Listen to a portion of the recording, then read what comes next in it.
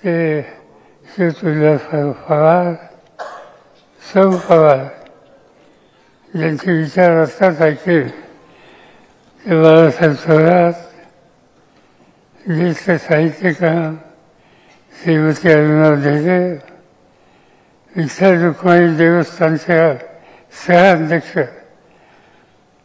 वैजनाथ औसेकर, जी देशमुख, शास्त्राचे कवचे सगळे सभासद आणि उपस्थित बंधू भगिनी, आज मी चौकशी करत होतो. हे शास्त्राचे क्लब एकदा मी गेलो होतो तिथं. हे किती वर्ष तुमचं चाललंय? उल्हासने सांगितलं की गेले 22 वर्ष आम्ही एकत्र होतो. कौतुक आहे, पुणेकर 22 वर्ष एकत्र राहतो आणि 22 वर्षामध्ये एक प्रकारची सुसंवाद ठेवतात. कुणाचं उन्हा भरून काढत नाहीत. आणि शास्त्राचे कसं आणखीन एक वैशिष्ट्य त्यांनी सांगितलं की तिथं क्लबच्या सदस्यांना जेवण द्यायला नंबर आहे. अनेकांची इच्छा आहे की त्या ठिकाणी आपल्याकडून आज जेवण द्यावं आणि तो नंबर काही लवकर लागत नाही. पुन्हा किती बदललं.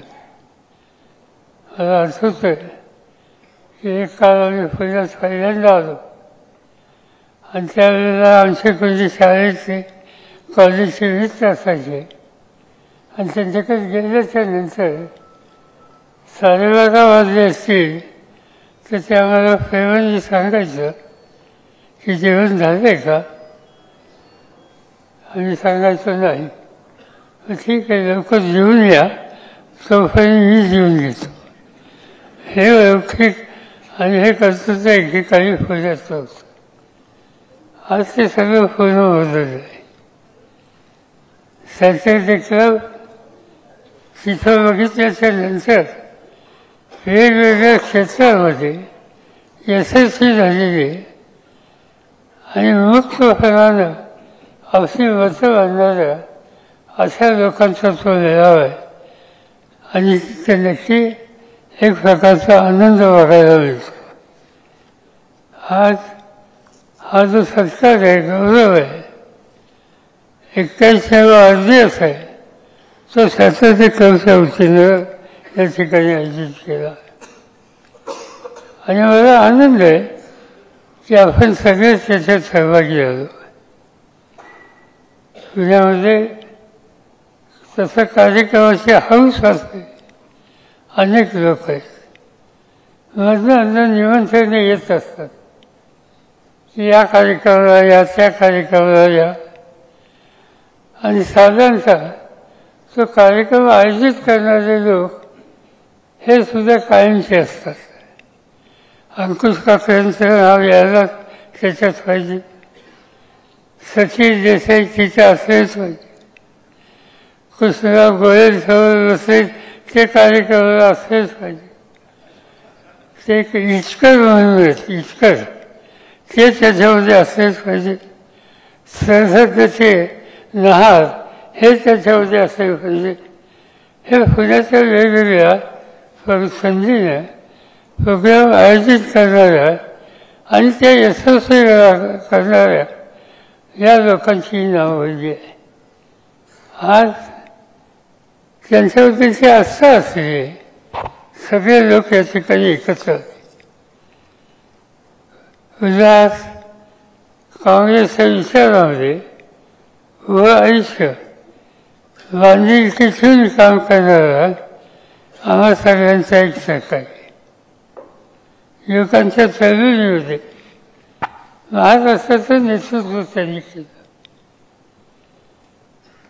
यशवंतराव चव्हाण असोत, वसंतराव दादा असोत, यांनी महाराष्ट्राची काँग्रेस वाढवली, देशाच्या काँग्रेसला दिशा दिली आणि ज्यांनी उत्तम प्रशासन दिलं अशा लोकांशी संपर्क साधण्याची संधी उद्यास मिळाली. माझ्यामध्ये त्यांच्या व्यक्तिगत जीवनाचा तो फार मोठा ठेवा आहे आणि त्यामुळे त्यांचा विचार त्यांनी कधी शोधला. गांधी नेहरूंचा विचार हा देशाला एकसंघ ठेवू शकेल हे सूत्र त्यांनी स्वीकारलं आणि ते अखंडपणाने चालू ठेवले. महाराष्ट्र पातळीवर त्यांना काम करता आलं. 15-16 वर्ष महाराष्ट्राच्या विधान परिषद असो, महाराष्ट्राच्या युवकांचं काम असो, महाराष्ट्राच्या काँग्रेसचं काम असो, या सगळ्या ह्याच्यामध्ये सातत्य ठेवून बांधिलकी ठेवण्याची भूमिका उभ्या आयुष्यामध्ये उल्हासने केला. आणि म्हणून गांधी नेहरूंच्या विचाराचा एक निष्ठावंत सरकारी म्हणून त्यांच्याकडे बघितलं जातं आणि त्या आनंदानंच आपण आज या ठिकाणी उभं राहिलेलं. मी अगदी माझ्या राजकारणाच्या सुरुवातीच्या काळापासून त्यांना बघितलेलं आहे. ते आणि त्यांचं वास्तव्य नानापेठ आणि त्या सगळ्या भागात असायचं. आम्हा लोकांचं सुद्धा जाणं येणं त्या भागात जास्त असतं. गणेश पेठ, नानापेठ या सगळ्या भागात निष्ठेनं काम करणारे अनेक काँग्रेसचे आमचे सहकारी होते. या फेटांची आठवण झाली म्हणजे मला अनेकांची आठवण त्या ठिकाणी होती की त्यांनी काँग्रेसची प्रामुख्यानं बांधिलकी अखंडपणाने त्याच्यामध्ये बबनराव केदार यांचं नाव घ्यावं लागेल, विठ्ठल लटकरचं नाव घ्यावं लागेल, परदेशींचं नाव घ्यावं. हे अनेक लोक होते. कशाची अपेक्षा नाही, विचार त्याच्याशी कायम जायचं आणि त्या विचाराशी ही बांधिलकी उल्हासने आयुष्यावर ठेवलेली आहे. उल्हास वैशिष्ट्य आणखीन एक आहे की राजकीय भूमिका असेल पण राजकारणाच्या बाहेर सुद्धा अनेक क्षेत्र आहेत. त्या क्षेत्रामध्ये सुसंवाद आपण ठेवला पाहिजे. अजून वारकऱ्यांशी असेल नंतर साहित्यिकांची असेल. अनेक वेळा आमच्या बैठकात आल्या. महाराष्ट्राच्या अनेक जिल्ह्यामध्ये आम्ही एकत्र खेळलो. त्यांच्याकडे युवकांचं नेतृत्व होतं. त्यावेळी नुकतंच मी राज्य सरकारमध्ये गेलेलो होतो मंत्रिमंडळामध्ये आणि त्यामुळे साधारणतः महाराष्ट्रातली ही तरुणांची सगळी फौज ही माझ्या आसपास असायची आणि त्याच्यामध्ये महत्त्वाचा होता हा उल्हास असा. अनेक ठिकाणी मला घेतो. औरंगाबादला आम्ही गेलो की औरंगाबादचे सगळे तरुण त्याच्यात साहित्यिक असतील, त्याच्यामध्ये कलावंत असतील, त्याच्यामध्ये नादू महानोरसारखे उत्कृष्ट कवी असतील, जवाहर राठोडसारखा एक उपेक्षित समाजाचा कवी त्या ठिकाणी असेल आणि या सगळ्यांची बैठक उल्हासासह सुरेवाडी गेस्ट हाऊस म्हणून तिथे एक जागा आहे आणि त्या ठिकाणी रात्र बसून आम्ही लोकांनी घालवलेले. अनेकांच्या कविता ऐकलेल्या आहेत. साधी खेड्यापाड्याची मुलं पण उत्तम विचार मांडायचे. मला आठवते की जवाहर राठोड यांच्यावरचा सहकारी आणि आम्ही सगळेजण एक दिवशी असंच औरंगाबादला बसल्याच्या नंतर फरमाईश सुरू झाली. प्रत्येकजण आपली कविता तो बापूराव जगताप ते असोत, महानवर असोत, जवाहर राठोड असोत, त्याच्यामध्ये आम्हा सगळ्यांच्यासोबत मराठवाड्याच्या या नव्या कवींचे उत्तम काव्य ऐकायला मिळायचे. मला आठवतंय एक पाथरवट नावाची कविता जवाहर राठोड लिखली. पाथरवट म्हणजे चौकी छिन्नी घेऊन दगड फोडणारा. आणि त्या कवितेचं सगळी कविता मला आठवत नाही, पण ती कविता असं सांगते की मी पाचर होत उन्हा तासामध्ये बसून घाम घालून हा दगड फोडतो, त्याच्यातून मूर्ती बनवतो. आणि ती मूर्ती बनवल्यानंतर तुम्ही वाजत गाजत तुमच्या मंदिरामध्ये ती मूर्ती ठेवता, तिचं दर्शन करता, तिची पूजा करता. आणि हे सगळं करणारं मी. आणि मी पाचर तुमच्या मंदिरात येतो म्हणल्यानंतर तुम्ही मला त्या ठिकाणी प्रवेश थांबवता. का? तुम्ही उच्च कुलाचा नाही, मी उपेक्षित कुलाचा आहे. आणि म्हणून तो प्रश्न पुढे विचारतो. मला अशी गंमत वाटते की तुमचा देव बनवणारा मी आणि मला परवानगी देत नाही. याचा अर्थ तुम्हाला स्वीकार घ्यायचा आहे. देवाला बनवण्याची ताकद आणि दृष्टी असलेला ज्याच्याकडे आहे त्याच्याकडे दुर्लक्ष करणं तुम्हाला परवडणार नाही. अशी एक कविता ही त्या काव्य संमेलनात वाढली. आणि त्या सगळ्या घोळक्यामध्ये उद्यासुद्धा आम्हा सगळ्यांच्या बरोबर होतं. अनेक गोष्टी सांगता येते. टिळक भवन हे काँग्रेसचं मुख्य कार्यालय. मी स्वतः टिळक भवनामध्ये 5 वर्ष राहिलो. माझ्याबरोबर मला वाटतं खोलीसुद्धा तीच होती. आम्ही एकत्र तिथं अनेक वर्ष राहिलेले होतो. तिथे गेल्याच्या नंतर आजूबाजूच्या सगळ्या परिसराचे आणि महाराष्ट्राचे सगळे वेगवेगळे जिल्ह्याचे काँग्रेसचे नेते येत असत. गप्पा गोष्टी चालत असत. आजूबाजूला अनेक ॲक्टिव्हिटी येत असतात आणि त्या सगळ्यात आम्ही सहभागी होतो. आचार्य अत्यंत मराठा त्याच्याजवळच निघायचा. त्या मराठामध्ये त्यांनी काय लिहिलं, काँग्रेसची टीका काय केली, त्याला उत्तर काय द्यायचं, या सगळ्यांच्या चर्चा टिळक भवनामध्ये आम्हाला लोकांच्या होत असत. आणि जरी आत्र्यांच्यावर टीका करण्याचं काम आम्ही केलं तरी आत्र्यांचं भाषण हे दादरला होतं म्हटल्यानंतर आम्ही सगळेजण त्या ठिकाणी जाऊन बसायचो, भाषण ऐकण्याचं. तिथे अमर हिंद व्याख्यानमाला नावाची व्याख्यानमाला होती, प्रसिद्ध व्याख्यानमाला. आणि तिथं अनेकांची चांगली भाषणं होती.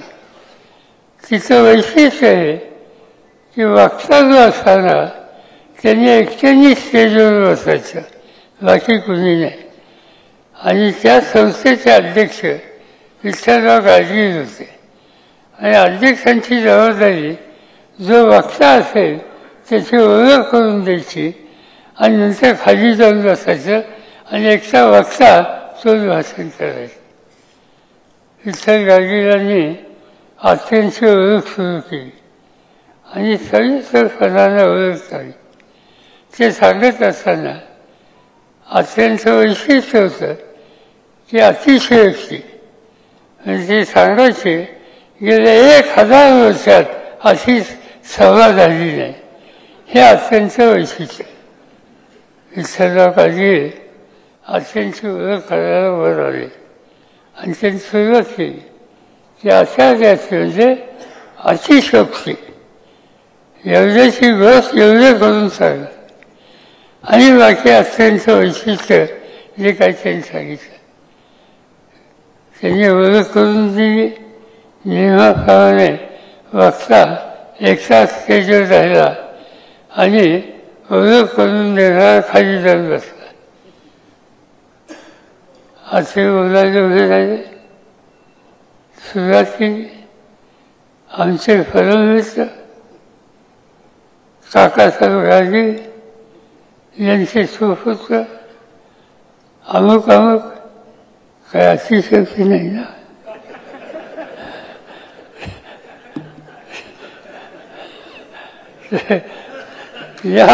या प्रकारचं भाषण हे अत्यंत आम्ही एकत्र ऐकलेले.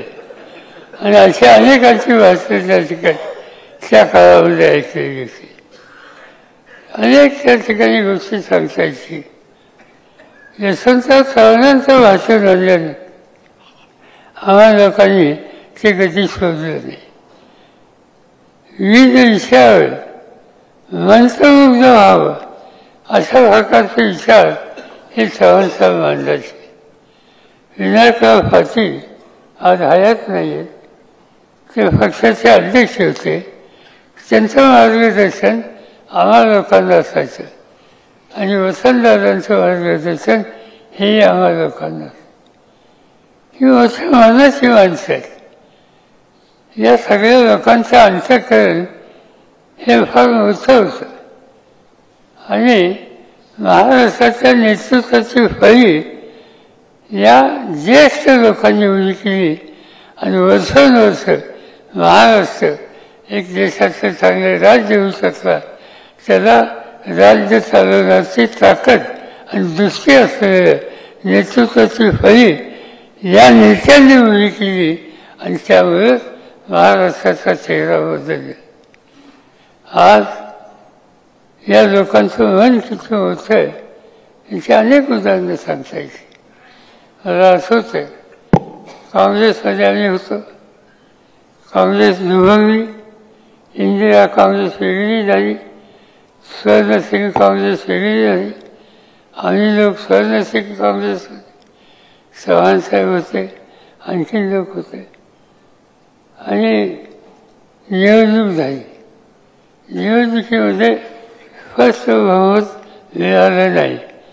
काँग्रेसला काही जागा, आम्हाला काही जागा आणि शेवटी आम्ही एकत्र आलो आणि दादांना मुख्यमंत्री केलं. आम्हा लोकांचा, आम्हा तरुणांचा त्यावेळेला काँग्रेस आयोगात राग असायचा. आम्ही सगळे यशवंतराव चव्हाणांच्या विचारात आणि त्यामुळे आमच्यात एक अंतर होतं.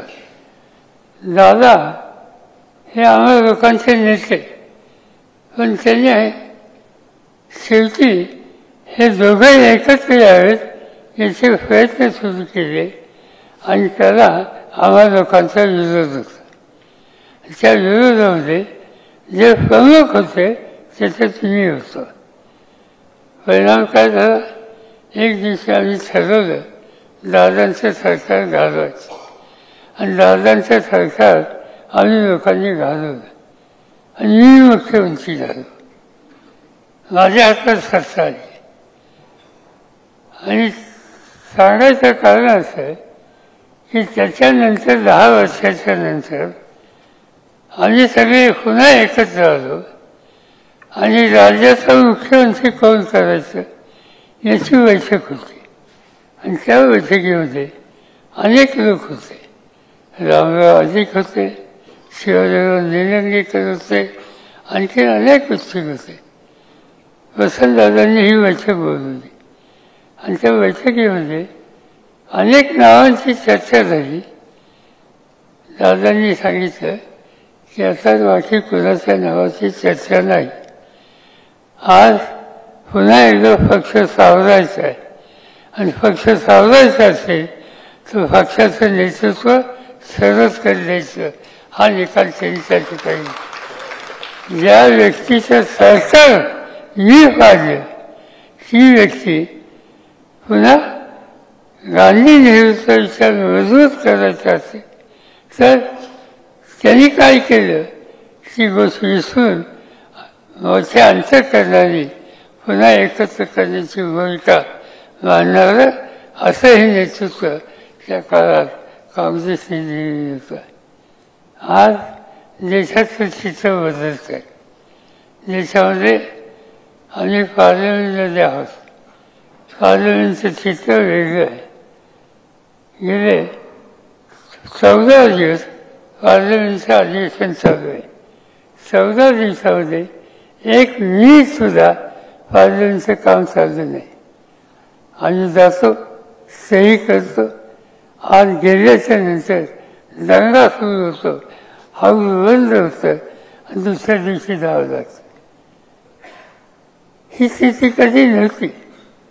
राज्यकर्त्यांच्याकडून सदन आणि त्याचा कारभार हा फारला जातो हे चित्र लोकशाहीला आणि संसदीय लोकशाहीला न शोभत होते आणि ते घडते याचं चित्र बदलायचं आणि म्हणून आम्ही सगळेजण दिल्लीमध्ये एकत्र बसलो. त्याच्यामध्ये मल्लिकार्जुन खरगे असतील, त्याच्यामध्ये राहुल गांधी असतील, त्याच्यामध्ये अन्य पक्षांचे नेते असतील, मी असेल आणि आम्ही ठरवलं एक दिवशी ते रोज रोज हाऊस बंद व्हावं, महत्वाच्या प्रश्नाकडे दुर्लक्ष करणं आणि सत्तेचा गैरवापर करणं ही जर भूमिका आज सत्ताधारी पक्ष करत असेल तर त्यासाठी आपण एकत्रित भूमिका ही घेतली पाहिजे. आणि म्हणून स्वातंत्र्याच्या इतिहासामध्ये कधी झालं नाही त्या दिवशी 300 खासदार हे बाहेर आले आणि त्यांनी संयमानं शांततेनं आंदोलन केलं. आम्हा लोकांना अटक केली गेली, 300 लोकांना पोलीस स्टेशनमध्ये ठेवून दिलं.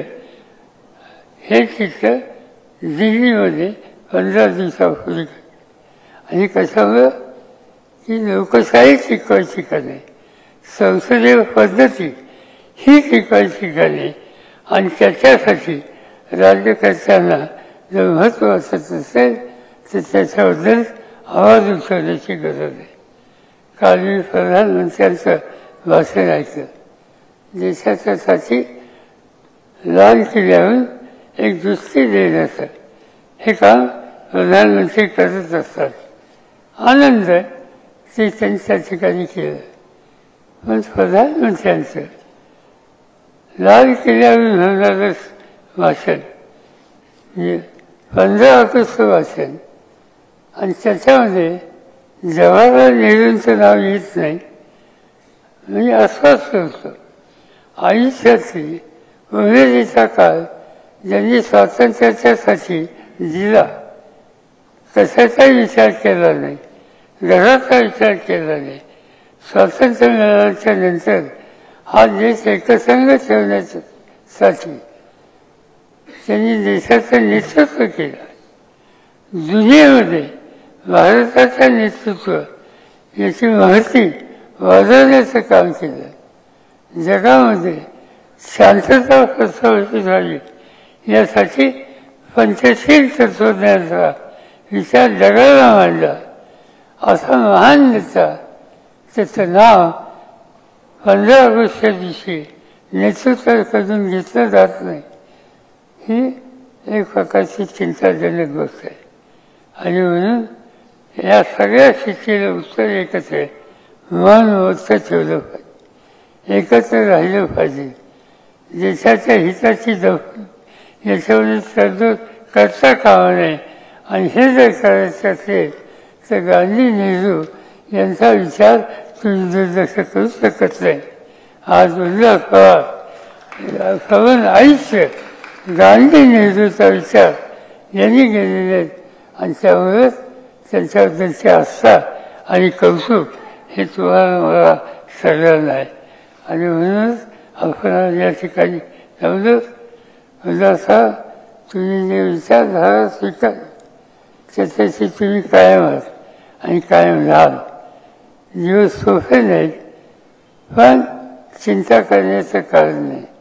विचारधारा मान्य असलेल्या सगळ्यांना संघटित करू आणि पुन्हा एकदा गांधी नेहरूच्या विचाराची बांधणी आपण करून देशाचा चेहरा हा बदलेल कसा याची काळजी घेऊ. ही एवढी खात्री आपण देऊया आणि त्या रस्त्याने जाऊया. मला आनंद आहे की आजच्या बैठकीमध्ये, आजच्या कार्यक्रमामध्ये मी उल्हासाबरोबर त्यांच्या पत्नीला पहिल्यांदाच पाहतो. त्याच्या आधी कधी होता कधी म्हणजे आतापर्यंत मी काही दुसरं कोणाला त्यांच्यावर पाहिलं नाही. पण त्यांनी सांगितलं की आमच्या म्हणजे पत्नी या कधी या कार्यक्रमाला येत नाही, काय हरकत नाही. माझी स्थिती तीच आहे. पण आनंद आहे की उल्हासारख्या सरकारांना एक अतिशय उत्तम प्रकारची साथ त्यांनी दिली. उल्हासच्या अनेक गोष्टीच्या संबंधी आमचे सगळे सरकारी सांगत होते. त्यांची वेळेची वेळ पाहण्याची पद्धत, त्यांचं एकंदर वाक्याच्या अनेक गोष्टी, त्याची टिंगल चावली आम्ही करतो.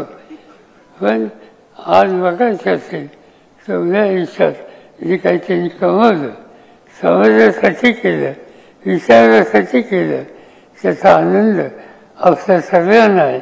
आणि त्या आनंदाच्यासाठीच आपण आज या ठिकाणी एकत्र झालो.